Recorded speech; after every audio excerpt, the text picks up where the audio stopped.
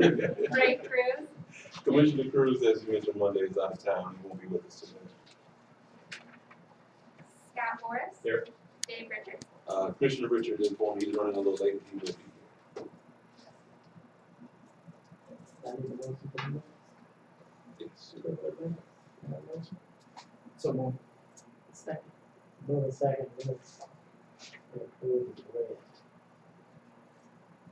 Okay.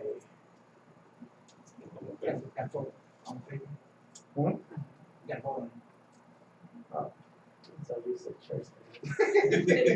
All in favor? Aye. Bye. Opposed? Okay.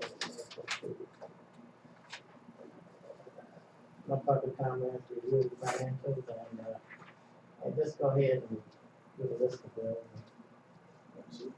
The Housing Authority, year to date through the month of January, has a $287,000 net profit. You will notice for the month of January, however, we did have a $104,000 net loss. That's due to our quarterly insurance payment being due. That's a $104,000 payment we make 4 times a year. So this just happened to be the month we made that payment, and as a result, we had a negative month. If we look with the absence of that payment, we actually would have had a profit of about $2,000. So even with that, it's still a break-even month. Without that, it's basically a break-even month. If you look at our individual programs, I think we're still doing very well.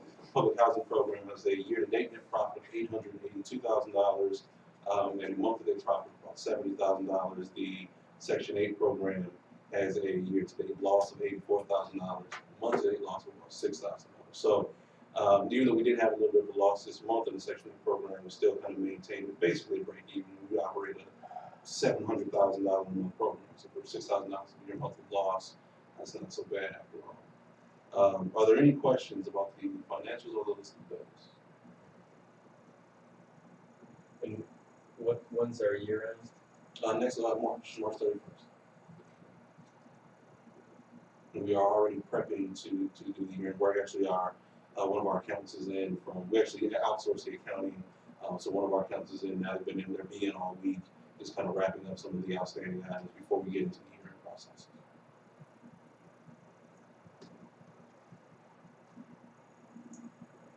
To the monthly reports. Any questions? Okay, moving right along. The Housing Authority has begun negotiations on a voluntary compliance agreement with HUD. We are working out some minor details. There are a couple areas where we thought that we'd like to see some changes made. Pete and the attorneys have been working very hard on kind of going back and forth with HUD's team to make sure that those changes get put in, and we're negotiating those out. Overall, I think the VCA is in pretty good shape. It wasn't an overwhelmingly strict agreement. There are areas we want to see change, but it's not as many as I really thought we might have to deal with. There are only about 3 or 4 items where we really want to focus on some changes. I think with the bigger scope, I think there are 13 or 14 different items in total on the VCA, and we really only have a problem with about 4 of them. So it's not so bad when you look at it on a broad scale. Of course, we'll need to make some decisions about how we go forward with our activities. Of course, we're doing scatter site projects. Of course, we'll need to figure out exactly how we intend to meet the requirements of the VCA so that we can be proactive about getting in front of the requirements of the agreement. But we'll get to that point probably after, a little bit later, once the VCA is signed and kind of taken care of. It's probably going to be back out early in March, so I'll let all the commissioners know when that time is. You guys, if you want to be present at those meetings, you guys can come up with those as well. Second item, Thanks, man. Good. Just so when that process goes on, I mean, how much leverage do we have if they don't do what we think is reasonable in terms of adjusting those, then what happens? I don't want to be a bearer of bad news. Really, we have none. I mean, HUD holds the money. They 97% of the money. But at the end of the day, there comes a point when we have to do what they say. But I think where we are, we're in a much better position. I think they're pleased with the direction that we're taking. They just want to make sure that we're going to continue in that direction. But to answer your question, as far as real leverage, I think the only real leverage we have is to say that we're going to go through with we follow through with the suit, basically, and we take it to court. Beyond that, I don't know that other than my good looks, I don't know if we have any leverage. I might add, Scott, I think in terms of the broad coverage, right now, I think mirrors exactly what your plans were. And I think the items that we're talking about, there's a couple of them, there's some timing items, some things like that. Some criteria that ultimately, I think after the next meeting, I think everybody's gonna have a pretty good comfort level that we'll be able to bring something to you to review that I think you're gonna see is pretty much along the same lines as what you had originally determined your direction. Are there any other questions on the voluntary compliance? If not, there are two other items I just wanted to mention. One, we did recently receive our approvals from the city on permits for the Office of Jericho Circle. We are moving right along with that. We've already selected floors, the walls are framed and up, electrical is basically done. I know our new IT consultant was in doing some of the technology, so the office is moving along very quickly. We're seeing a lot of really rapid advancement on that. So it's going to come along. We're really excited about getting to when we can move in and actually show off kind of the new building, new direction of the agency. And then lastly, we for I think the 5th or 6th year now, were awarded a energy efficiency grant from the University of Illinois. So another $56,000 grant we got this year to do more upgrades. So we'll probably do a lot of appliances, lighting fixtures. Again, these are twofold bonuses. One, it's so to speak, free money. I mean, it's money we earn from the grant, but it's also in the long term we save money on our utility costs. So it has a double impact for us financially, both in the near term and the long term. So we're really happy about that. And Carlos and David worked very hard to get us that grant. We do every year, and Jimmy's team as well, so that we were able to continue to kind of improve our stock and then do it in a cost-effective way. Are there any questions for me? If there are none, great. And you'll notice on the public housing waiting list, those numbers are starting to go back up. We do currently have the 1 and 2 bedroom waiting list still open, and that'll remain open until further notice. We continue to try and get people to the ready to house pool, which is where we will draw from once we have units available, especially those 1 bedrooms as soon as we get that permit. You'll see the notices that were served, as well as the attorney referrals. We only had 1 eviction in the month of January, which was over at Eastwood. Any questions on any of that? Can you remind me the difference between the waiting list and the ready to house? The public, the waiting list is simply they filled out an application for us to consider them to be admitted to our program. The ready to house pool, they've already gone through the background, criminal, credit check, supplied the information we need. They're ready. As soon as a unit becomes available, we can offer it to them. You'll see we've had quite a few move-ins at our single sites. We had 1 at the family sites, and then at the bottom you'll see some of the programming that's been going on at the various sites, which includes stuff through the RUS program. The RUS manager has been working on promoting and helping with enrollment in the Obama. She's also been helping those tenants that are participants gain both full-time and part-time jobs. And she, Kim Aponte, has actually been invited to serve on the Aunt Martha's Advisory Board, which will start in the month of March. Our unit upgrades, we have the last 2 units, which is on Hammond and Grove, for our fiscal year 2013, which will be ready within the next 2 weeks here. We have already started our 2014, trying to identify some of those units. We have 12 units that we'll be doing for the 2014 year. We've already started identifying those, so we've got a good head start. And then you'll see some of the other programming that's been going on at the various sites. Any questions? Not really a question for you, just kind of a comment for Keith. I think we should do in our next fiscal years, we should try to identify some of these success stories. Like this right here is this is like the wrap-up report, but we should be doing some sort of an active promotion about, whatever this group thinks is like important, but if it's, our upgraded units and how that path works for a family who can move through our system and into those, or if it's, someone who's, moved out of our system because they now are in their own situation, or if it's someone who's, got college success or a job success or something like that. I just think that we should actively promote the different success stories that are out there. And like this Ross program, I know it's still kind of it's the numbers are smaller, but to me that's a big success in terms of people, it's just people doing the right thing and moving up. So I just think we just need to promote that because I don't think those stories get their attention. We'll start with it.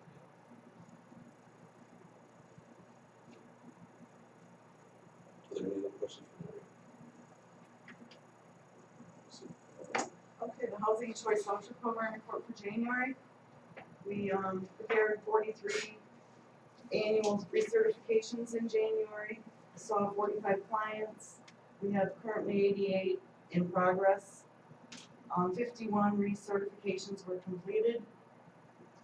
We did 33 interim rent adjustments. We reissued 6 families who were moving. We conducted 5 briefings for families who are moving in from other housing authorities under portability. We moved 6 families to other housing authorities under portability. We had 6 move-ins, including port-ins and tenants moving from one unit to another here. We conducted 5 move-in inspections, 54 annual inspections, 24 re-inspections, 2 special inspections, which were 24-hour fails. We had 2 terminations. One became self-sufficient. One family moved out under portability, and that housing authority absorbed them into their program. 3 repayment agreements were signed for families who didn't timely report and now owe us money. And 1 unit was abated. 1 landlord was abated. What does that mean again? Abated is they fail the annual inspection, they have 30 days to make the repairs. If the repairs aren't completed in 30 days, then we abate, which is for each day it's in fail status, we hold that money. After 7 days, then we terminate the contract and the family has to move. What do we do to help with that? 'Cause, We reissue them a new voucher, the family, it's not the family's fault, so. We would penalize the landlord by not giving him, he would never be able to collect that money that, while that unit's in fail status, we can't pay on the unit that's not in compliance. I kind of see where you're about to go with things. It's correct me if I'm wrong, but it is a challenging situation because a resident didn't do anything wrong yet they're going to have to move, obviously. And we probably should figure out, and that's not any reflection of sewer law, we just, it's a programmatic thing. We probably need to Not 100 out of 100. exactly. But we probably should put together some kind of a structure to, if this kind of thing is going on, to help a resident through that process, so it's easier for them to do. Because it isn't, they're in a situation they haven't done anything wrong, and yet through the landlord's decision to not do a certain thing, the family's being displaced again. So certainly, I think it's an area where we probably need to put together some kind of plan and some kind of program to help people out. How often does this occur? Abatement? I usually have 1 to 2 months, but normally it gets corrected and it's not a problem. Normally it'll be corrected within those 7 days. So. I mean, so do we have 1 a year maybe that's not that? That's not corrected? Yes. I would say maybe 2 a year. 2 a year, that's 2 families that's affected. And if it's a case like that, we want the family to move. If the landlord's not taking care of the unit, then we don't want the family living there. So, it is sometimes a hardship on the family because then they have to come up with security deposit. Sure. What the inspections that we do on this on the housing choice voucher homes, there like a rating system for the houses themselves, or is it just kind of a pass fail? As far as what they have, what the standards are, Yeah. we have housing quality standards. And it's a very basic inspection that we're looking for decent, safe, and sanitary housing. So, Are they graded? Like, so if they get like a 8 in one area and a 4 in the other, then it averages up to 6, and No. it's okay? No. Or, It's a pass it's a fail. pass fail. And you have to pass each item. You can't fail, and if you fail an item, then you go through the evaluation process. could you send us a list like what's on that? Sure. Yeah. I have a. So if the landlord is a repeater, can you just take him off the list? We have to, it's really hard to remove a landlord, but I try to keep track of landlords. I have a folder that's called bad landlords. And if I get enough in it, yeah, I'll discourage the tenants and, because it's the housing choice voucher program, it's the tenant's choice where they live and, so it's acceptable to one person, may not be to another, but, we try to control it a little bit. It's kind of hard to do. We have But we can ban them, yes. we have a challenge in that, of course we want our residents to end up with landlords, but in an area where we have to walk the fine lines and we can't steer a resident away. We can't say, oh, don't worry, because then it becomes a broader, bigger issue. So it's, we have to be very careful with our directions to the resident. We say, look, this landlord, be careful, but we can't say don't go to a certain place. Like red line. Yeah, it's close sometimes. And so because this is already subsidized, now what happens with the tenant when they have to move and come up with another deposit, security deposit, like right away? When they have to. Like in an abatement. Well, we have a list of agencies who may or may not help with that security deposit, and it's up to them to contact that agency to see if there's monies available, and we can assist in that way, lead them in the right direction. A lot of them do have agencies that help them, and a lot of those agencies do know who the landlords are that they want them to stay away from, so that is very helpful.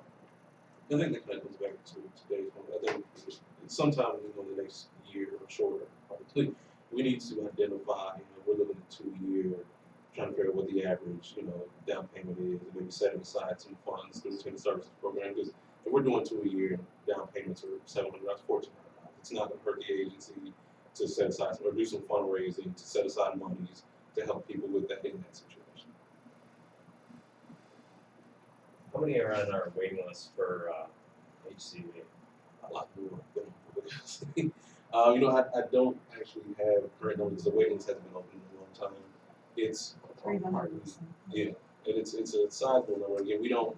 Not only is the waiting list not open, we don't really have any medium term plans to reopen. So we haven't really paid it as much attention as we probably should have. But we're actually, because of the funding, we've been scaling back the number of vouchers, not adding to.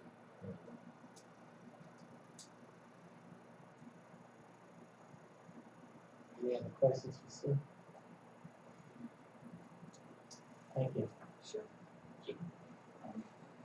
But the weather and stuff like that, the main staff have been really good about keeping up with the work orders and emergencies and shoveling and salting, everything that goes with the weather.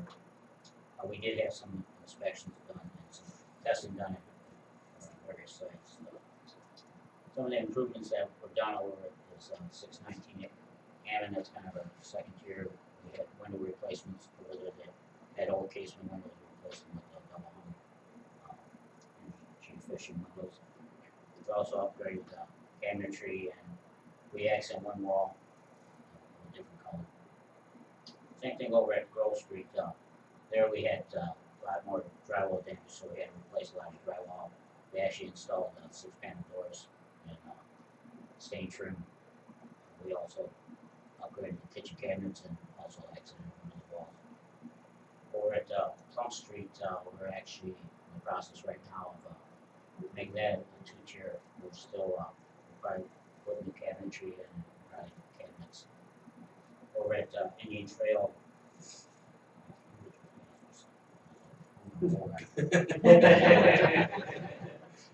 over at Indian Trail, we're moving the office. The office was more farther by the park. And we're moving it closer to the parking lot, so it'll be more accessible for the residents and also the office staff. And the old office, we're probably end up using it, for various agencies that might be utilized. And over at Jericho, like Mr. Weir said, it's really moving along and stuff like that. The contractors are coming in. We'll eventually, maintenance staff will come in and start doing some of the other stuff. Most of the stuff you have to be licensed and stuff, so the electrical and stuff. Over at Indian Trail, we had a little bit of a problem with the electrical meter. It's kind of outdated and was shorting out, so we actually had to replace it for 2 of the units. And over at Charles Street and Grove Street, the city couldn't read the meters, so we had to have the meters replaced. Over at 730 Richards, we had our city annual inspection. As over at Maple Terrace, second floor laundry room, and a little bit of backing up and plumbing issues that we rectified. Over at Centennial House, we did have our alarms tested and they passed. And Maple Terrace and Centennial House, we had our backflow testing done and that passed. We completed vacancy.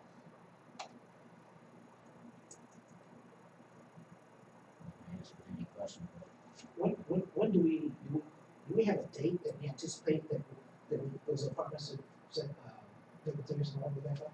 Well, it's a twofold issue. One half of the insurance companies kind of taking over that process. And it's, don't get me wrong, it's not the most efficient thing in the world as the insurance company got to be an insurance company, and they're paying for it. So it's, we lose a little bit of, not we don't lose, but we kind of let them, they're paying for it, we let them kind of deal with it. The other side, we need an occupancy permit from the city, and I know there are a couple things we needed to do. I think we're just waiting for an inspection to take place so we can get the permit to go to that other half back, the unique stuff. The one thing one of the big issues for us when we're talking about our re-ex scoring and how we've been improving, we want to continue that improvement. The units that are offline because of the fire don't count against us as unoccupied. But we do want to get the other half back because, of course, the sooner we get those lease families off the waiting list, it grows, it shows improvement in our leasing. So we want to have them back because it'll look very good to add 26 that were immediately leased versus having the 26 come on and they sit for a while and then they get leased. If we have people ready to go, if there are 19 people and never get a house pool, they can win immediately once those units are up. There's a bit of a process with the city we need to work through. We probably need to just talk this off or ask Rick about it a little bit. Okay. Are there any other questions? Any business? There is none. None. Redevelopment? Do we need to run an executive session? What's the next step with Winshore? Actually, next month we will have, well, in either next, I would encourage you next month. I know we have a lot on the table with the budget, a couple other things we can talk about with BCA. We may push it to April's meeting, but we need to approve the project-based vouchers. We're getting to the point now they've acquired homes. Some of those homes will be ready for leasing soon. So we need to approve the vouchers for those units so we can have that piece of the puzzle kind of ready for when they lease the units. But that's really the next big step for that project. I know recently, yesterday, they got approved from the city council for their funding from the city's end. So I think we're the last piece of funding. They sent an email earlier today, notifying that they got a lot of their lending together too. So I think we needed to hold out to make sure that things are going to go the way we wanted them to. There's going to come a point very soon where, excuse me, where we need to move forward with that. So that's probably the next big thing. So we get a report, so we get a report from them as far as where they are now and what the houses they have under contract, and maybe before we vote on that, we could get a little clearer update about it. We'll certainly do that. And then how's that process work with, so once the vouchers are approved with those homes, then do they control that tenant process or do we do that? Well, it's kind of a mixed bag. Again, we do kind of compliance and oversight, but the actual management work is on them. So we're going to provide them with the waiting list information. They have to go through the selection process. All the things that our specialists would do, they're going to take care of. They're gonna do it, but we're essentially gonna give them the names of the folks on our list, Yes. and then they're gonna do their process.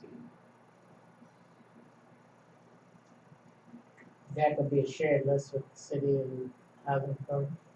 Well, it's our list. It's our public housing section of waiting list. I don't know if the city has a waiting list, but we're using our own program. But there's not been any discussion of sharing the list. I don't know if the city even has a list. But it would be 100% that's in the housing authority's list, except for The state. the 20% That's the of one I the was state. referring to. Oh, yeah, the I'm sorry. state, Yeah, that's the yeah, state the list. state. Yes. That's not that's a list. IDA and the entire state of Illinois, they maintain a list as well. Families in certain regions that also would qualify.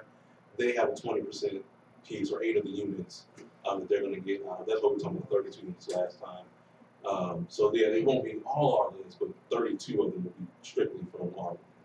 Okay. And if I'm not mistaken, I know that there's some attempt to try to give some local preference for even the state list. So those could very well be Some overlap. could be either direct overlap, people that are on the AHA list that are actually do go onto that, or it could be other Aurorans who are on the state's list for that. But it would have to be legitimate people in the area. If those people are on our list or our Aurorans, does that count as a family that, for our BCN? The ones on our list definitely will.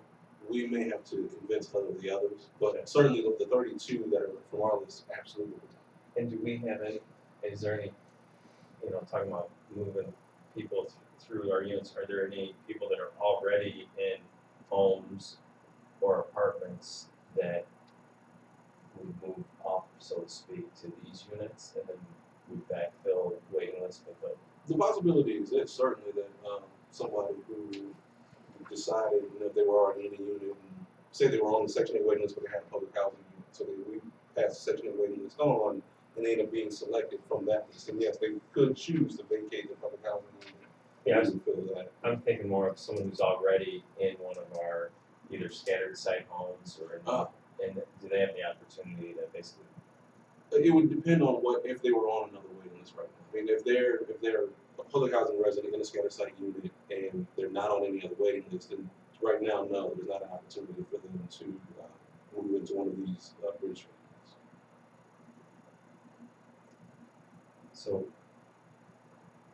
whether it's the Brinshore unit or whether it's the different upgraded units that we're creating internally, do we have basically a priority on how we move people through our system to get into those new, presumably better? I don't know if it's gonna be better or not, but they're certainly newer, right? So Well, the idea is, and it's part of the 5-year plan, I don't know that we're necessarily there yet infrastructure-wise, but the idea for in the 5-year plan is at the end of 5 years, what we'll have is a tier 1 is your entry level, tier 2, tier 3, and then tier 4 being really helping you be either back in the private market or home ownership. But it's a structure that we really haven't finished developing yet. We've got our tier 3 units, and like I was talking Maria, we're getting more higher income families on the waiting list, and we're seeing these $30,000, $40,000 families now putting their names on the waiting list. So we're starting to get the desired results, so we can build the infrastructure of these tier 3 units are for certain incomes, tier 2 units are for certain incomes. And then we've got the Ross program, we've got some new initiatives we're trying to roll out this spring and summer, and hopefully we'll be encouraging GEDs, encouraging college education. So we're trying to get those steps together. I talked today with Dan Aurora from the city about potentially partnering with, they have a job training program, so potentially getting involved in that and trying to get our residents involved in those kinds of opportunities. So there are a few moving pieces, I think, that we still need to get in place before we can honestly say that we have that structure ready. I don't pretend to, kind of know how that should be set up, but to me it would be, it'd be important to if we have these different tiers that we have a pathway that you can get there. Maybe one aspect could be your household income, but maybe there'd be other things where, basically, if that would show success, Absolutely. And we, and I don't know why when we did the strategic plan envision that it wouldn't just be driven by income. Right. Because obviously, if that became the only way to move up, then it would really only encourage people who had higher income to come in and continue to kind of eat up the units. No, the idea was that, you know, that somehow we would structure I don't want to call it a scoring system, but something similar to a scoring system that allowed for, if you know, took certain steps, it would qualify you for certain other things. So, but it's still a piece, and we'll spend probably a lot of time this year on it, trying to just structure. I think to me, it's a big deal, I think, and however you're points, whether it's, you know, through your work or through your volunteering or through, you know, high school diplomas for your kids, whatever it is that triggers you to get a higher score, ultimately reward the people that are. Exactly, and I think each step kind of leads to the next. So, you know, if you have somebody who gets a GED, well, now they have an opportunity to get a better job. And if they take the next step and begin college, they have, again, more opportunities to get a better job. So certainly, while we want to encourage families with higher incomes to utilize the services, we want to also encourage families to better themselves in other ways that ultimately may end in higher incomes. But we have to find a really sustainable structure that meshes both ends of the spectrum. And is anybody else doing that in public housing right now? Not that I'm aware of. Now, again, I like to tell everybody we're the only people doing it. I mean, there are 4,200 housing authorities. I'd like to believe I'm smart. I don't think I'm the only guy in the world who thinks this up. So I'm sure there's someplace somewhere that's I just am unaware of any place that has as well defined of a set of goals as we do. And we have a very, very broad long-term plan as far as what we would like to turn this into. I've seen bits and pieces. I don't know that there's anyone that's put so much in one place as we're trying to. I know I'm kind of saying the same thing, but I think we should get our arms around it quickly, because if we're going to bring 40 houses online, to me that would be a missed opportunity. You know, maybe some of those would go to new waiting list families, but it seems like an opportunity to reward families that have been, you know, following families through the system. It's not like we're just bringing 2 online; we're bringing a whole bunch online. It will, and you know, this first phase, unfortunately, may end up, you know, as kind of a missed opportunity. Simply because, you know, and of course, it's something we can certainly try to do. I think what will happen though is the timing. The unit's going to come online pretty quickly. I think, and so at least a lot of them will pretty quickly in the summer. And I don't know that, you know, we'll have the opportunity to address the waiting list issue the right way, because our waiting list is very strictly governed by how HUD reviews it every year. So we have to make sure that however we get these families on this waiting list, that it does still comply with our own waiting list obligations. So yeah, even if someone's number 1 on the list, whether they move into a Bridgeshore unit or an existing unit, and again, there are a lot of different ways I think to cut it. We just have to figure out. Again, I've told you before, I'm not afraid to push it on. I just want to make sure that when we are cutting it very close, that we can justify why we did it. It's all. But certainly, it's certainly something I think we should encourage and try to do. Well, and Bridgeshore should really would that be kind of pushing our agenda on them a little bit, because they have the choice? But there are developers, so yeah, we know that.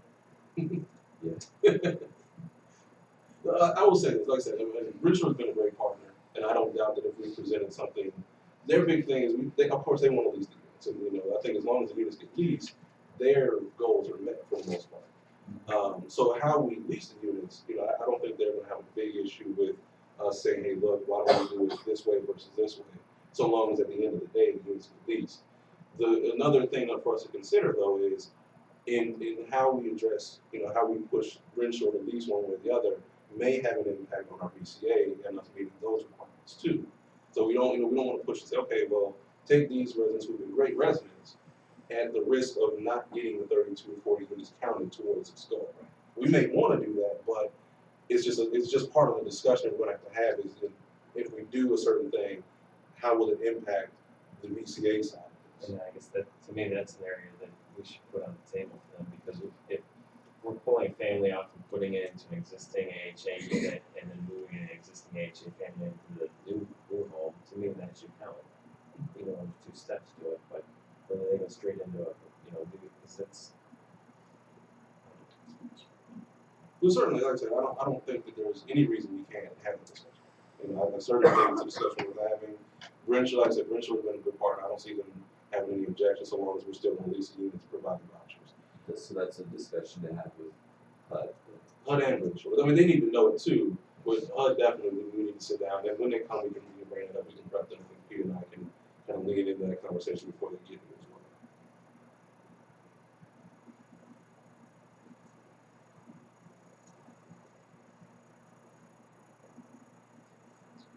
Any, I won't talk anymore, Henry, I'm sorry. No, that's okay, because that's very interesting. any other questions? No, it's just that, the people who have to build the move. you know. Well, they don't have to Yeah, move, no. I'm just thinking that people would rather have the choice, yeah. Yeah. Yeah, that's all right. All right. Any other questions? Come before this board?